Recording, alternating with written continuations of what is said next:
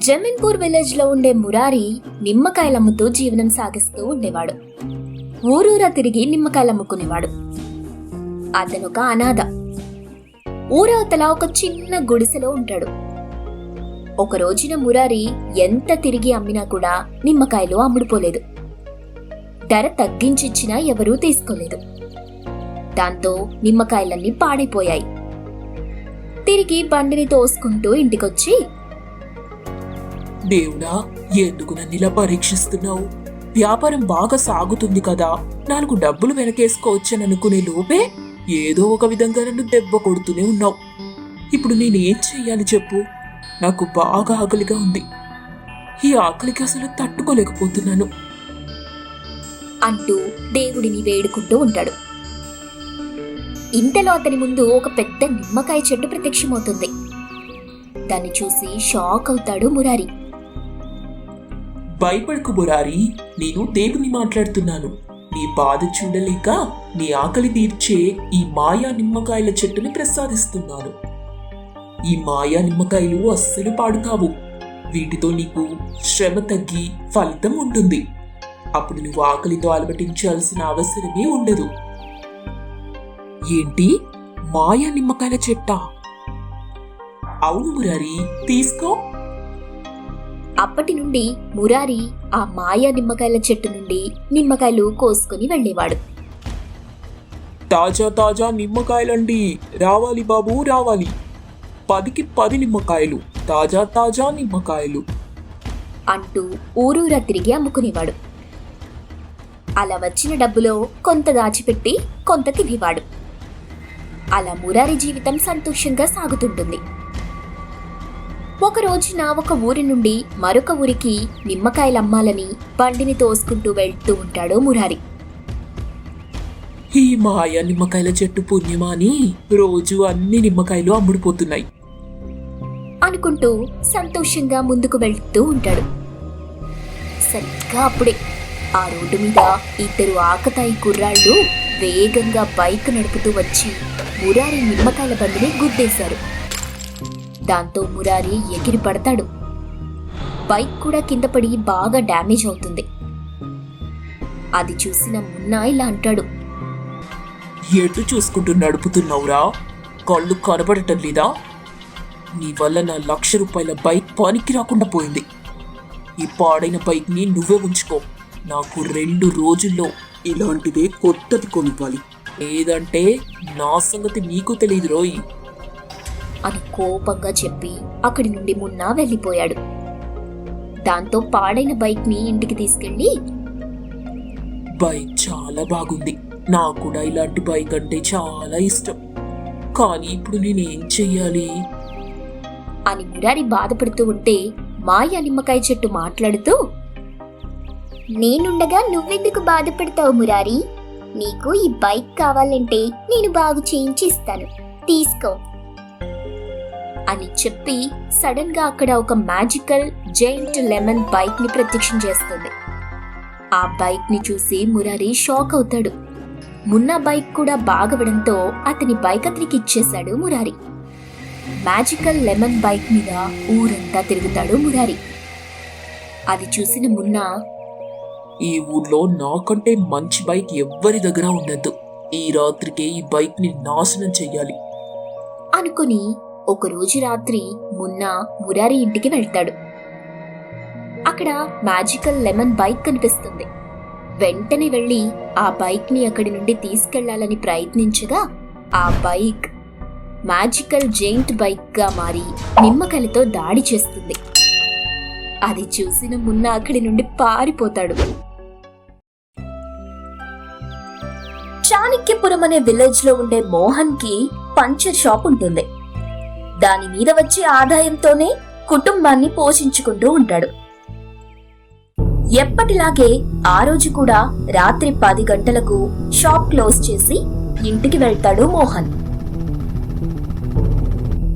అదే రోజు రాత్రి 12 తర్వాత సలీం, రజక్ అనే 2 ఘరానా దొంగలు బ్యాంకు నుండి నగలు, డబ్బు కొట్టేసి కార్లో పారిపోతూ ఉంటారు. వాళ్ళని పోలీసులు వెంబడిస్తూ ఉంటారు. ఏంట్రా ఇది? ఈ పోలీసులు మనల్ని పట్టుకునేదాకా వదిలేలా లేరు.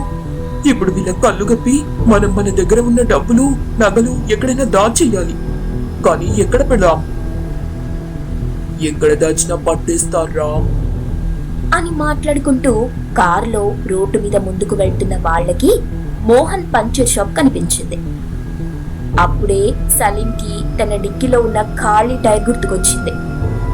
వెంటనే కార్ని షాప్ వెనకాల చీకటిగా ఉండడంతో అక్కడికి తీసుకెళ్లి పెడతారు.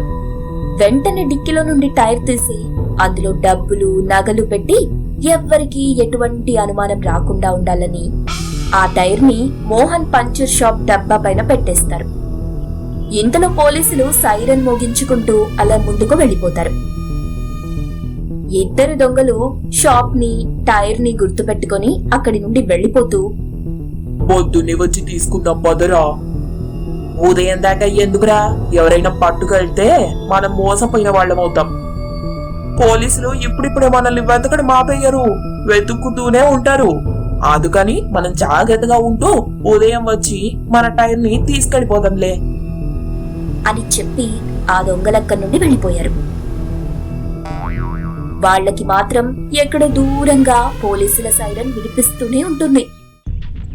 మరుసటి రోజు ఉదయం మోహన్ ఎప్పటిలాగే అతని షాప్ తెరుస్తాడు. పాత టైర్ ని రిపేర్ చేస్తూ ఉంటాడు.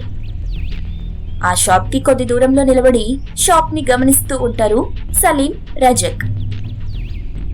ఒరే రాజా, మన టైర్ అక్కడే ఉంది, వెళ్ళి తెచ్చుకుందామా? ఇప్పుడే వద్దురా, వాడు లంచ్ కి వెళ్తాడు కదా, అప్పుడు తీసుకుందాంలే. ఇప్పుడైతే వాడిని మనం అడగాలి. వాడు ఎందుకు ఇక్కడ పెట్టారు, ఎవరు మీరు, ఇందులో ఏముందని అడుగుతాడురా. అందరి ముందు మనం ఫూల్స్ కావాల్సి వస్తుంది.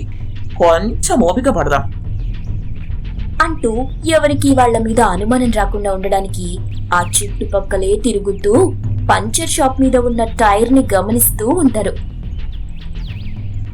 మోహన్ కి గిరాకీ ఎక్కువగా ఉండడంతో లంచ్ కి కూడా వెళ్లకుండా టైర్లు మారుస్తూనే ఉంటాడు.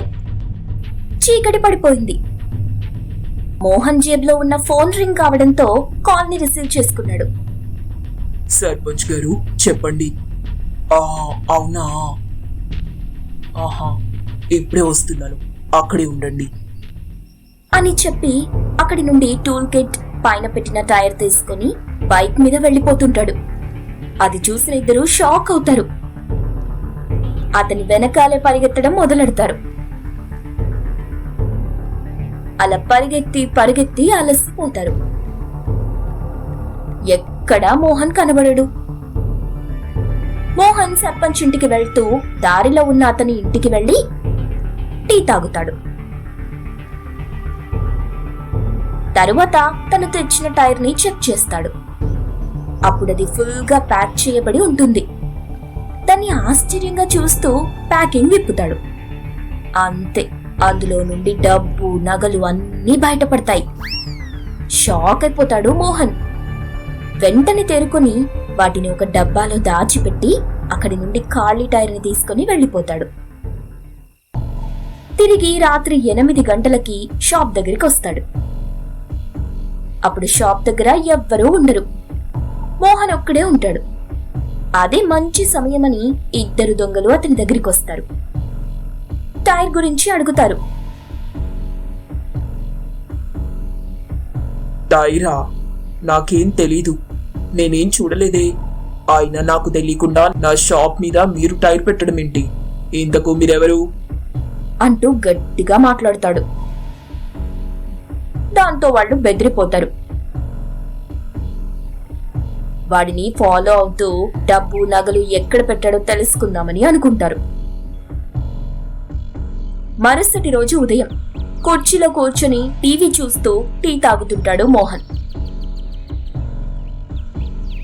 అప్పుడే టీవీలో సలీం, రజాక్ ఫోటోలొస్తుంటాయి. బ్యాంకు దొంగలని పట్టిస్తే ₹1 కోటి బహుమతి అని న్యూస్ వస్తూ ఉంటుంది. అది చూసిన మోహన్ చాలా సంతోషిస్తూ తన మనసులో ఇలా అనుకుంటాడు. ఆ ఇద్దరు దొంగల్ని పోలీసులకు నేనే పట్టిస్తే డబ్బుకు డబ్బు, ఇటు ఈ డబ్బు మిగులుతుంది. ₹1 కోటి బహుమతి వస్తుంది. వారెవ్వా! అనుకొని షాప్కి వెళ్లి వాళ్ల కోసం ఎదురు చూస్తూ ఉంటాడు. కాసేపటికి ఆ ఇద్దరు అక్కడికి వస్తుంటారు. వాళ్ళని చూసిన మోహన్ పోలీసులకి ఫోన్ చేసి చెప్తాడు. ఇంతలో సలీం అక్కడికి వచ్చి ఇలా అంటాడు. ఇలా చూడు, అందులో చాలా డబ్బులు నగలు ఉన్నాయి. నీకు కావలసింది నువ్వు తీసుకో, మిగతాది ఇవ్వు, నీకు దండం పెడతా అని బతిమాలుతూ ఉంటాడు. ఇంతలో పోలీసులు వచ్చి ఇద్దరు దొంగల్ని పట్టుకుంటారు. ఆ విషయం మీడియాకి చెప్తూ పట్టించిన మోహన్ కి ₹1 కోటి చెక్ ని బహుమతిగా అందజేస్తారు. దాంతో మోహన్ పంచర్ షాప్ నుండి కరోడ్పతి కావడంతో పెద్ద ఇల్లు కొనుక్కొని అన్ని రకాల బిజినెస్లు ఏర్పాటు చేసుకుంటూ వెళ్తుంటాడు. ఈ స్టోరీ మీకు నచ్చిందా? ఇలాంటి స్టోరీలు ఇంకా వినాలనుకుంటున్నారా? అయితే వెంటనే మా ఛానల్ని సబ్స్క్రైబ్ చేసుకోవటం మర్చిపోకండి. Thank you for watching.